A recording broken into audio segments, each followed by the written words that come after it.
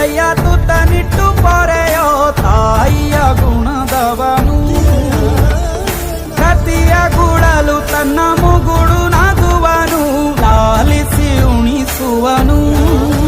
ಗೀತೆ ಬೋಧಿಸಿದ ಕೃಷ್ಣ ಇವನೇನೋವ, ಬಲ ಭೀಮನಿಗೂ ಬೆವರಿಳಿಸಿ ತೊಡೆ ತಟ್ಟುವ. ಹೆತ್ತವರ ರೀತಿ ಕನ್ಯಾದಾನ ಕುಂತಲ್ಲಿಯೇ ಇವಾಗೆ